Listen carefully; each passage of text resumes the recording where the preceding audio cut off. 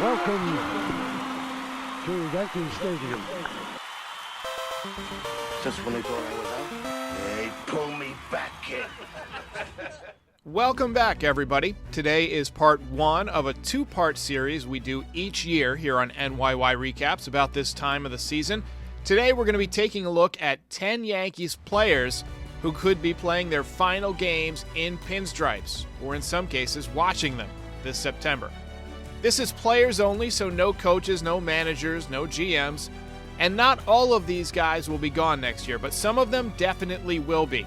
And part two of this video series, 5 Yankees who won't be back in 2024, will come out as soon as they are officially eliminated, which will probably happen sometime in early to mid-September, about a month earlier than usual.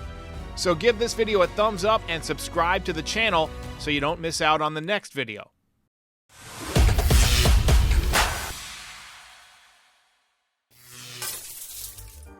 Let's start with number 10. Domingo Germán. Domingo threw a perfect game this season, and he has some great stuff. And if he had his life together, he really could have been a great Yankee. Unfortunately, he's been suspended multiple times, one for sticky substances, one for domestic abuse, and more recently, he was placed on the restricted list so that he could enter alcohol rehab after having a belligerent tantrum in the Yankees clubhouse. For Domingo, the time has come to part ways. I hope he puts his life together, but for a team that has perennial championship goals, we need to clean house and fumigate some of these problems. We need some more reliable personnel. Number 9 is a Yankees fan favorite, third baseman Josh Donaldson. Josh Donaldson was never supposed to be a Yankee. It was one of Brian Cashman's worst moves as general manager, and now I would say he has a near zero chance of returning to the Yankees next season. He's old, he's always hurt, he's slow, he can't hit anymore, and from all indications, nobody in the clubhouse likes him either. He's got a $16 million option for next season, which if the Yankees decline, they have to pay $6 million as a buyout.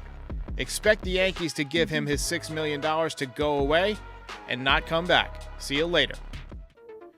And number 8, starting center fielder, Harrison Bader. Harrison Bader, I would say, is about 50-50 odds to return at best. Not only are the Yankees' top 2 prospects both center fielders, Spencer Jones and Jason Dominguez, but so is the best free agent fit for the Yankees, Cody Bellinger, a left-handed bat with power and contact skills, who's also an excellent defender.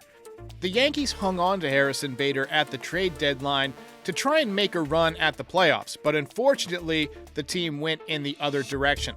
He's a very, very solid outfielder, and he's a fun player to watch, but unfortunately, he's right-handed, and he seems to be injury-prone.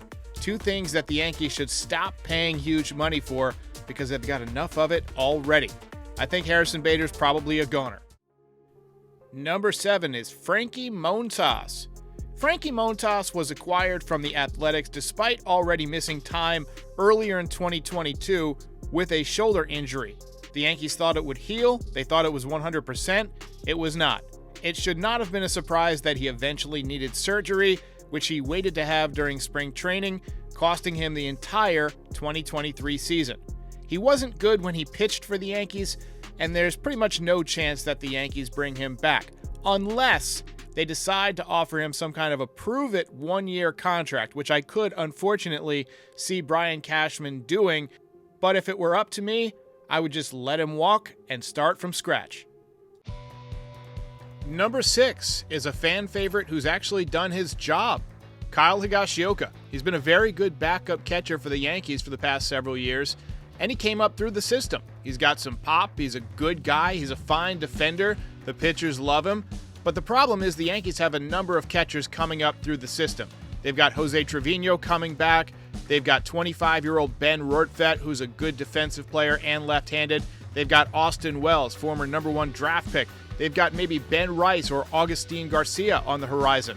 Expect them to use Higashioka's money on reinforcing some other areas of the team and unfortunately saying goodbye to Mr. Kyle Higashioka. Number 5 is another guy who Yankees fans have become fond of, and that is Isiah Kiner-Falefa. He's been the Yankees' best hitter with runners in scoring position over the last couple of years, so this is another one that could go 50-50. He's a solid defender at third base, and he's willing to play all over the field. He even pitched. He also played second base, shortstop, third base, left field, and center field this season.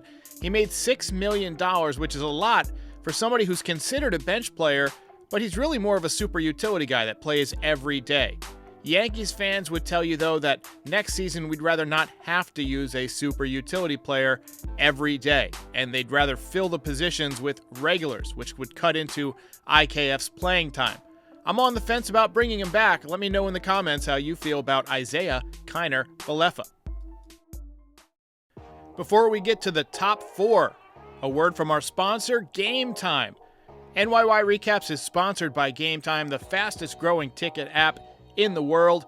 Download the Game Time app to your phone or other smart device, or visit gametime.co to get last-minute tickets to all your favorite types of events: baseball, other sports, concerts, theater, comedy. I recently got tickets to see Jerry Seinfeld through Game Time. You name it, you can find it on Game Time. Use the code NYY Recaps for $20 off your first purchase. Game Time, lowest price on last-minute tickets, guaranteed. Number 4 is another fan favorite, Wandy Peralta. Peralta's been a solid Yankee since they picked him up from Mike Tauchman a couple of years ago, one of the main relief pitchers that Brian Cashman has acquired over the years that has done his best work in pinstripes. He's going to be a free agent, and the Yankees do have a knack for finding other cheap relievers, so don't be surprised if they decide to replace him. But one thing that he does have going for him is that he's left-handed, and in fact, he's been our best lefty over the last couple of years. So if I were the GM, I would bring Wandy back on a 1 or 2 year deal if he were willing to accept that. Number 3, Luis Severino. Luis Severino is one of those guys that you know is going to pitch elsewhere next season, and with the pure stuff that he still possesses, it's not hard to imagine him being one of the best pitchers in Major League Baseball with just a couple of tweaks. The problem for the Yankees is that he hasn't been able to stay healthy, and in 2023, when he came back from his annual injury list stint, he just didn't pitch well and put the Yankees' offense in big holes almost every time he pitched and couldn't keep the ball in the ballpark. I also think that, given some of his outspoken comments over the years, he doesn't really love the Yankees organization. I could see him going somewhere with less pressure, like Seattle or San Diego, and having a great season. And with Shane McClanahan going down for the Rays for all of 2024, don't be shocked if he signs a 1-year prove-it deal with division rival Tampa Bay. Number 2, Gleyber Torres. Gleyber Torres is under contract next season and will probably be back. But if the Yankees decide to do a full rebuild, he is somebody that has some trade value. He actually had a pretty good year in 2023 and was one of the Yankees' more consistent hitters. He's got some issues turning double plays, and he runs you out of a couple of innings per month. But he's a good kid. He plays every day, and he's got the clutch gene. It'll be interesting to see what the Yankees do. Let me know in the comments if you would keep Gleyber Torres. I think I would. I think I'd bring him back 1 more year at least. And number 1. This one is a long shot, but it's not out of the question. Giancarlo Stanton.